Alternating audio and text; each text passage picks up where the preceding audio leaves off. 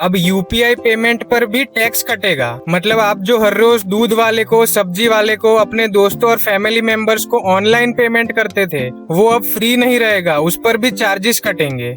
6 अगस्त 2026 को पार्लियामेंट में एक बिल पास हुआ जो कि यूपीआई के फ्यूचर को पूरी तरीके से बदल सकता है और सोशल मीडिया पर ये इन्फॉर्मेशन तेजी से फैल रही है, लेकिन ज्यादातर लोग आधा सच बता रहे हैं। लेकिन आपके लिए पूरा सच जानना जरूरी है क्योंकि हम सब यूपीआई को डेली यूज करते हैं और हर छोटे काम के लिए यूज करते हैं। तो इस वीडियो को आखिरी तक जरूर देखना। पिछले कुछ दिनों से सोशल मीडिया पर यह खबर चल रही है कि यूपीआई अब फ्री नहीं रहेगा। अब ऑनलाइन ट्रांजैक्शंस पर सरकार जीएसटी लगाने वाली है और ये पहली बार नहीं है। 2022 और 2025 में भी ऐसी अफवाहें उड़ी थी जिसको फाइनेंस मिनिस्ट्री ने अपने ऑफिशियल स्टेटमेंट में फॉल्स और बेसलेस बताया था। लेकिन इस बार सरकार ने खुद पार्लियामेंट में बिल पास किया है, तो इसीलिए अब इसे इग्नोर नहीं किया जा सकता। इसे समझना बहुत जरूरी है। लोकसभा ने taxation and other laws amendment bill 2026 को पास किया है। पेमेंट एंड सेटलमेंट्स एक्ट 2007 के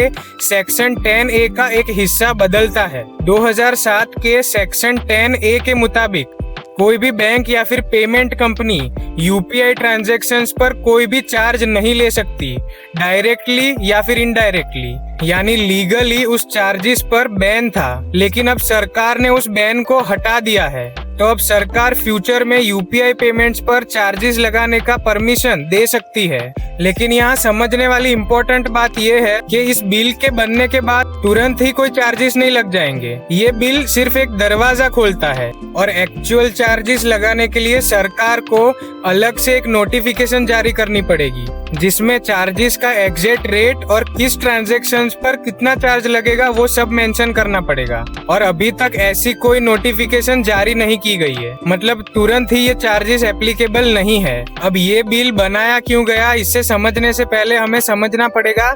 MDR यानी मर्चेंट डिस्काउंट रेट। ये वो चार्जेस होते हैं जो लगते हैं मर्चेंट को, शॉप ओनर्स को, और ये चार्जेस उन्हें देने पड़ते हैं बैंक्स को या फिर पेमेंट गेटवेज को। शायद आपके साथ भी कभी ऐसा हुआ हो, आपने किसी रेस्टोरेंट या शॉप ओनर से बोला हो कि मुझे डेबिट कार्ड या क्रेडिट कार्ड से पेमेंट करना है, तो उसने वो पेमेंट लेने से इनडायरेक्टली इनकार कर दिया हो बहाना करके, या तो मशीन चल नहीं रहा है या तो कोई और प्रॉब्लम है। लेकिन उसका रीजन होता है उन कार्ड्स पे 1 या 2% चार्जेस कटते हैं और वो कस्टमर्स को नहीं बल्कि उन मर्चेंट्स को देने पड़ते हैं। इसलिए उसने आपसे कहा होगा कि यूपीआई से पेमेंट कर दो, क्योंकि 2020 से यूपीआई पर MDR 0 है, यानी उस पेमेंट पर मर्चेंट्स को कोई भी चार्जेस नहीं लगते। और इसे 0 करने का मकसद ये था कि छोटे शॉप ओनर्स, सब्जी वाले, ठेले वाले, इन सबको भी फायदा हो और ज्यादा से ज्यादा लोग यूपीआई को अपनाएं। और इसी की वजह से यूपीआई अभी तक बहुत सक्सेसफुल रहा और आज यूपीआई दुनिया का सबसे बड़ा रियल टाइम पेमेंट गेटवे है। भारत में सिर्फ जुलाई 2026 के महीने में ही 2300 करोड़ से ज्यादा ट्रांजैक्शन हुए, जिनकी वैल्यू करीब 30 लाख करोड़ रुपए है। तो इस 0 MDR का मर्चेंट्स को तो फायदा था, लेकिन सरकार को नुकसान था, क्योंकि सरकार को वो चार्जेस अपने जेब से चुकाने पड़ते थे और बैंक्स और पेमेंट गेटवेज को देने पड़ते थे। और फाइनेंशियल ईयर 2023-24 में सरकार को इसमें 3600 करोड़ रुपए खर्च करने पड़े। इसलिए अब सरकार उन ऑप्शंस को खुला रखना चाहती है कि जब जरूरत पड़े तब चार्जेस लगा सके, ताकि फाइनेंशियल स्टेबिलिटी बनी रहे। तो अब असली सवाल जिसके लिए आप ये वीडियो पर आए हो वो है कि अगर चार्जेस लगेंगे भी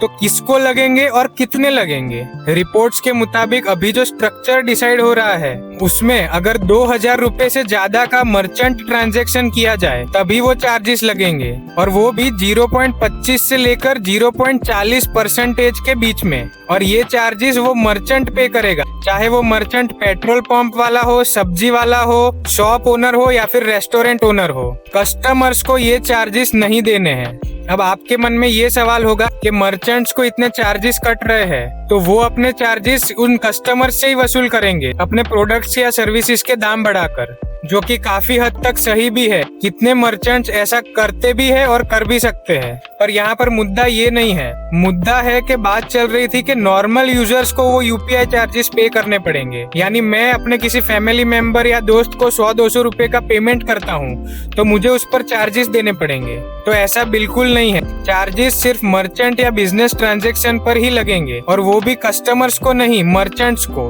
और सरकार ने भी पीटीआई को ऑफिशियल स्टेटमेंट के थ्रू ये कहा है कि नॉर्मल यूपीआई यूजर्स अपना ट्रांजैक्शंस कंटिन्यू करेंगे बिना किसी चार्जेस के। यानी अगर तुम अपने दोस्त को पेमेंट करते हो, टपरी पर जाकर चाय पीते हो, तो उन ट्रांजैक्शंस के लिए चार्ज नहीं लगेंगे, क्योंकि इस बिल का target person to person UPI transactions नहीं है। इसका टारगेट है हाई वैल्यू मर्चेंट ट्रांजैक्शंस। तो इस जानकारी को अपने सारे दोस्तों और रिश्तेदारों के साथ शेयर कर देना जो कि कंफ्यूजन में थे। और अगर आप यूपीआई यूज करते हो और उन ट्रांजैक्शंस पर अगर आपको अच्छा खासा कैशबैक चाहिए तो आप नवी यूपीआई ऐप डाउनलोड कर सकते हो, जो ऐप मैं खुद यूज करता हूं, और ये दूसरे यूपीआई ऐप्स के मुकाबले सबसे ज्यादा कैशबैक देता है। जब भी आप इस ऐप के थ्रू ट्रांजैक्शंस करोगे तो आपको गोल्ड कॉइन्स मिलेंगे, और उन कॉइन्स को आप पैसों में कन्वर्ट करके अपने बैंक में डायरेक्टली ट्रांसफर कर सकते हो, वो भी सिर्फ एक क्लिक में। तो अभी के अभी इस हाई कैशबैक यूपीआई ऐप को डाउनलोड करो, जिसका लिंक कमेंट सेक्शन और डिस्क्रिप्शन में अवेलेबल है। और ऐसी और वीडियोस के लिए चैनल को सब्सक्राइब जरूर कर लेना। यहाँ तक सुनने के लिए धन्यवाद।